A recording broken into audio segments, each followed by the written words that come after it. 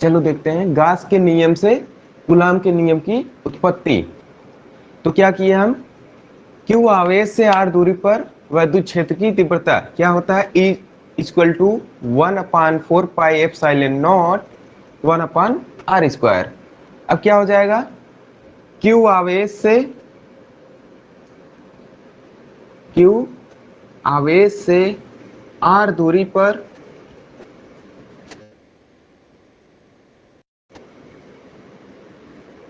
बिंदु आवेश Q not पर लगने वाला बल।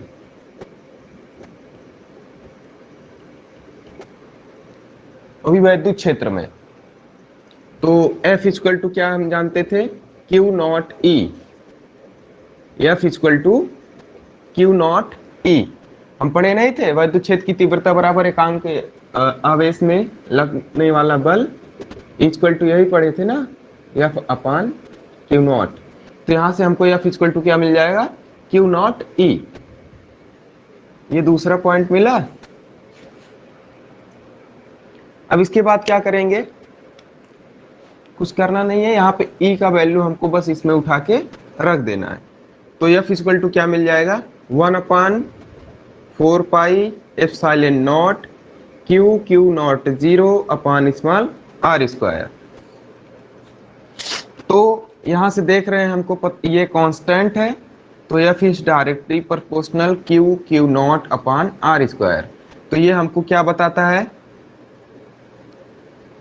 ये हमें क्या बताता है, यह ये कूलाम का नियम है। यही तो होता है कि दो आवेशों के बीच लगने वाला बल उन दोनों आवेशों के परिणामों के गुणनफल तथा उसके बीच की दूरी के वर्ग के अनुक्रमानुपाती होता है।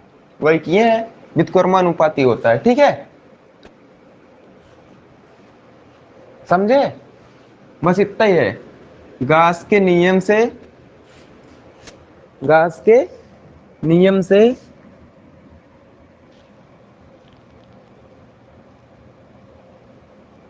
कूलाम के नियम की उत्पत्ति था। पहले हम देखेंगे कि वो आवेश से आर दूरी पर वैद्युत क्षेत्र की तीव्रता, वैद्युत क्षेत्र की तीव्रता, ये वैद्युत क्षेत्र की तीव्रता गास के नियम से कैसे निकला था, अभी कल ये बताए थे किसी बिंदु आवेश पर ना। अब इसीलिए ये डायरेक्ट हम फार्मूला लिख दिए, नहीं तो कल जैसे निकाले थे पूरा वहां से बताया जाता कि वो अपान एप्सिलॉन नॉट, उसमें गास का प्रयोग करके फिर इसको निकालते हैं। फिर इसको निकालने के बाद फिर यहीं से सिर्फ ये कर देंगे कि क्यू आवेश से आर दूरी पर रखे बिंदु आवेश क्यू नॉट पर लगने वाला बल F equal to q naught e. तो F equal to 1/4 pi epsilon 0 q upon q naught upon r²। अब यहाँ से ये कांस्टेंट है, तो हम इस कांस्टेंट को हटा के यहाँ पे प्रोपोर्शनल का चिन्ह लगा सकते हैं। ठीक है,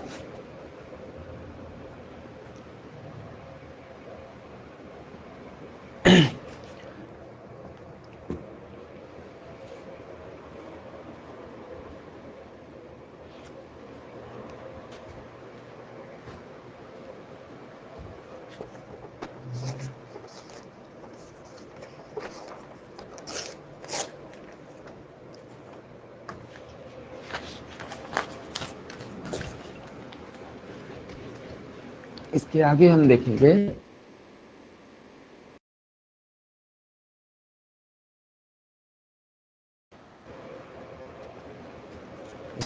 कि आगे हो जाएगा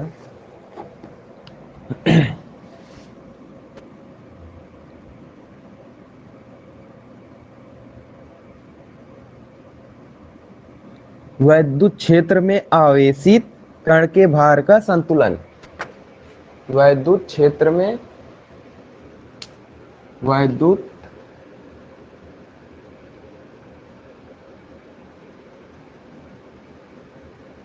क्षेत्र में आवेशित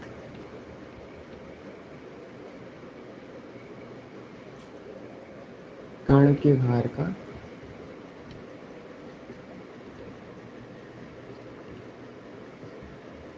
संतुलन।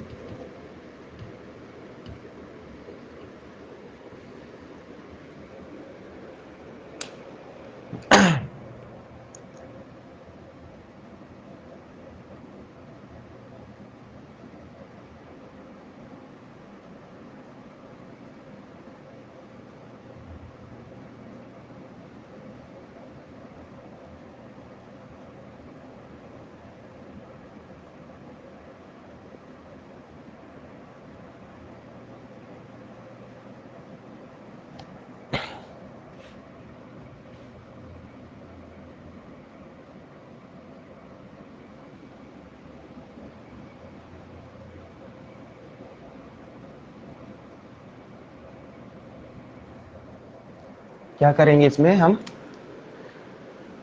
पहले विपरीत दो प्लेट लेंगे जिसपे विपरीत प्रकार का आवेश होगा। मान लो इसमें सब माइनस है और इस प्लेट पर सब प्लस है, और इनके बीच का जो वैद्युत क्षेत्र की तीव्रता है वो E है, जो कि एक समान है, तथा इनके बीच में एक m द्रव्यमान का तथा q आवेश का एक कण संतुलन में स्थित है बीच में।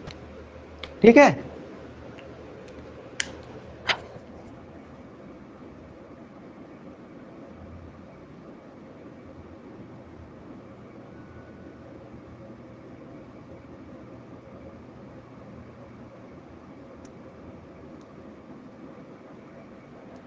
ये क्या कहा, दो विपरीत आवेशित प्लेट एक दूसरे से r दूरी पर रखा है, एक दूसरे से r दूरी पर रखा है, जिसके बीच का वैद्युत क्षेत्र की तीव्रता E है, इसके बीच के वैद्युत क्षेत्र की तीव्रता E है, तथा इन दोनों प्लेटों के बीच m द्रव्यमान तथा q आवेश से आवेशित एक कण इसमें स्थित है बीच में। ठीक है, तो इसमें हम क्या करेंगे, सबसे पहले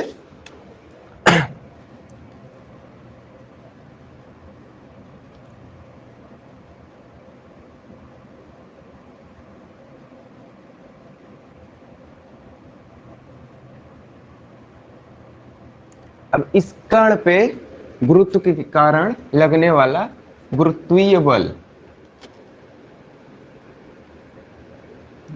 या गुरुत्व बल,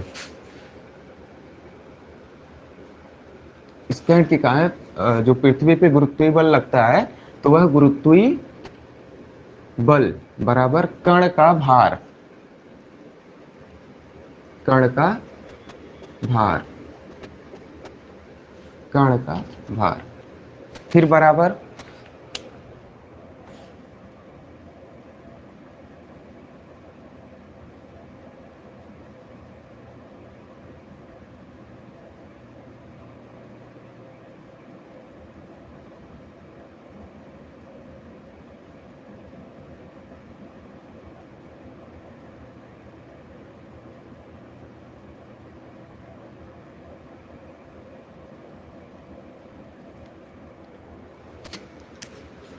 यहाँ पर E की दिशा किस साइड होगी, प्लस से माइनस की ओर, प्लस से माइनस की ओर।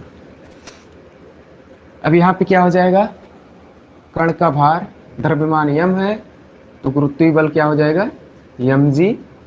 उसी तरह से वैद्युत बल देखेंगे हम लोग,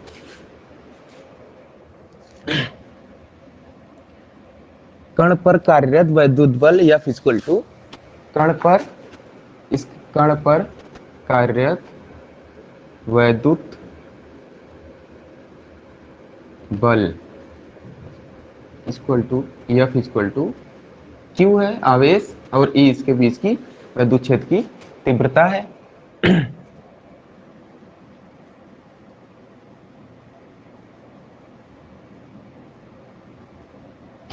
अब देखो दोनों संतुलन अवस्था में है तो वैद्युत बल और गुरुत्वीय बल जब तक ये दोनों बराबर नहीं होंगे तब तक ये संतुलित अवस्था में कैसे होगा। तो ऑलरेडी ये बता चुके हैं कि ये संतुलित अवस्था में है। जब ये संतुलित अवस्था में है तो हमारा जो कण का भार होगा, कण का भार किसके बराबर हो जाएगा, वैद्युत बल के। तो कण का भार हमारा क्या है, mg बराबर QE। हमने क्या कहा, जो गुरुत्वीय बल है हमारा वो कण का भार अर्थात गुरुत्वीय बल तथा वैद्युत बल ये दोनों आपस में बराबर हो जाएंगे। किस लिए, क्योंकि जो हमारा कण रखा गया है वो संतुलित अवस्था में है, और संतुलित अवस्था में तभी होगा जब हमारा गुरुत्वीय बल और उस कण का भार दोनों आपस में बराबर होंगे।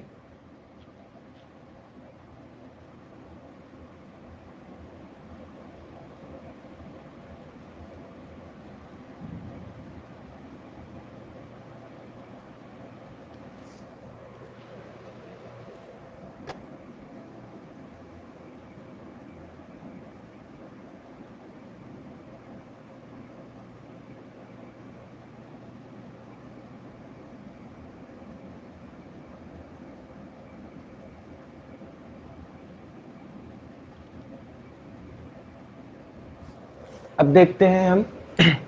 मान लेते हैं यहाँ पे जो कण स्थित है या बूंद स्थित है, कुछ भी इसके बीच जो स्थित है, उसका जो एक त्रिज्या होगा उसको हम मान लेते हैं स्मॉल आर। इसके बीच की जो त्रिज्या होगी इस बूंद की, उसको हम क्या मान लेते हैं, स्मॉल आर त्रिज्या की एक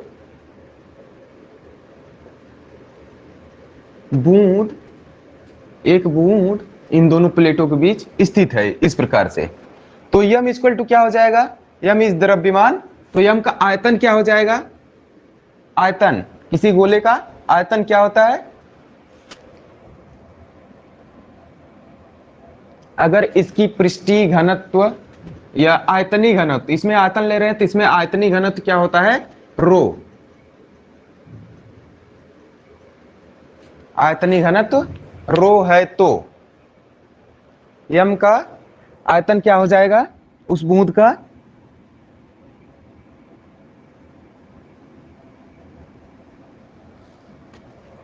अब बूंद जो होगा गोले में होगा तो गोले का आयतन क्या होता है 4/3 पाई आर क्यूब।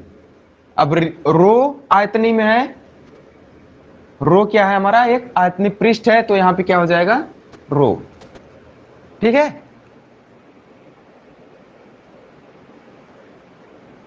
अरे जो हम लोग पढ़ते हैं आयतनी पृष्ठ या आयतन का पृष्ठ घनत्व, rho equal to q upon V. V क्या होता है हमारा उस पृष्ठ का आयतन, उस पृष्ठ का आयतन जिसपे हम लोग उस आयतन का घनत्व निकालते हैं ना। जैसे इसके पहले हम पृष्ठीय घनत्व निकाल रहे थे तो सिग्मा इक्वल टू क्या मिला था, क्यू अपान ए। उसके पहले रेखीय आवेश घनत्व निकाल रहे थे, वहां पे क्या मिल रहा था, L equal to sorry lambda equal to q upon लंबाई, मतलब उस लंबाई यहाँ पे यल रहता है।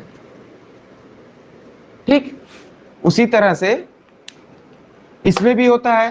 तो इसमें हम क्या निकाल रहे हैं, यहाँ पे Q की जगह क्या है हमारा, यहाँ mg है और इसमें QE है। तो यहाँ पे m इसके जगह हम क्या लिख सकते हैं m। तो m इक्वल टू क्या हो जाएगा, आयतन v, किस चीज का आयतन निकालेंगे, जो इसके बीच का बूंद स्थित है उस चीज का आयतन इंटू ये क्या आ जाएगा हमारा रो। तो हमने क्या किया, इस चीज का आयतन और इसका रो निकाला है, बस यही यहाँ पे लिखा गया है।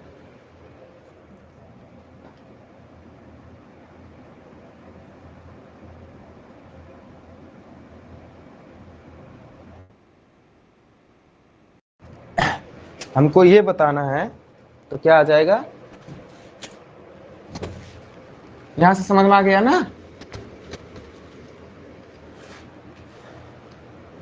जब यम इक्वल टू इतना है तो अब इस इक्वेशन में मान लो रखें, ये इक्वेशन नंबर फर्स्ट है, इसमें यम का वैल्यू रख दें तो क्या हो जाएगा 4/3 pi R cube rho into g equal to q E. हमको निकालना है मान लो क्यू की वैल्यू। क्यू क्या है हमारा, इस बूंद पर या इस कण पर उपस्थित आवेश। तो कण पर आवेश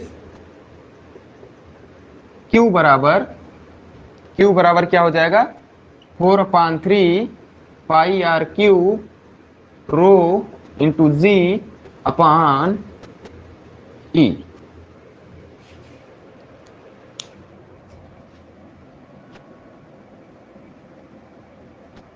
समझ में आ रहा है, जो ये 4/3 है तो चाहे तो हम इससे यहाँ सिर्फ ऊपर 4 लिख दें, जो अब हमारा 3 होगा ई के साथ मल्टीप्लाई हो जाएगा।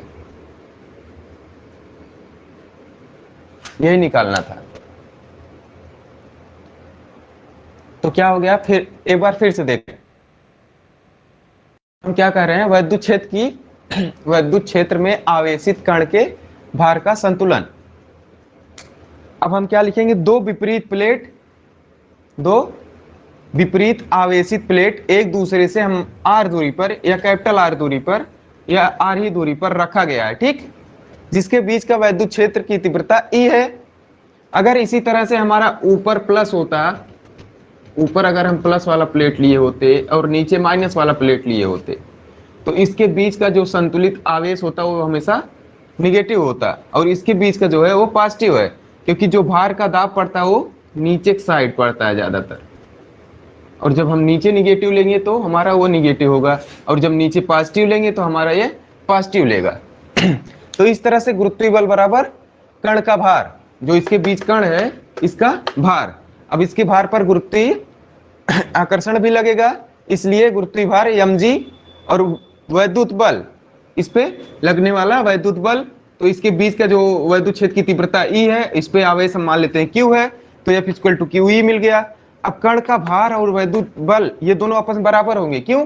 क्योंकि जो हमारा कण है ये संतुलित अवस्था में कब होगा? जब हमारा वैद्युत बल और कण का भार दोनों एक दूसरे से बराबर होंगे, तभी तो ये संतुलित अवस्था में होगा। इसलिए mg बराबर QE। अब हम देखेंगे कि r मान लो ये जो कण हमारा उपस्थित है इसकी त्रिज्या r है, या बूंद है या कण है, कुछ भी हो सकता है ना, वहां पे उसकी त्रिज्या हम मान लेते हैं r है, और इसकी आयतनीय आवेशित घनत्व, आयतन आवेश घनत्व क्या है? रो है। तो m कैसे मिला हमको? रो = m/v। तो यहाँ पे m = v रो हो जाएगा। अब v का वैल्यू उस बूंद का आयतन जब निकालेंगे 4/3 πr³ इंटू रो। अब ये वैल्यू उठा के हम इसमें रख देंगे m की जगह पे, तो 4/3 mr³ रो डॉट g = QE। तो कण पर आवेश क्या हो जाएगा? Q =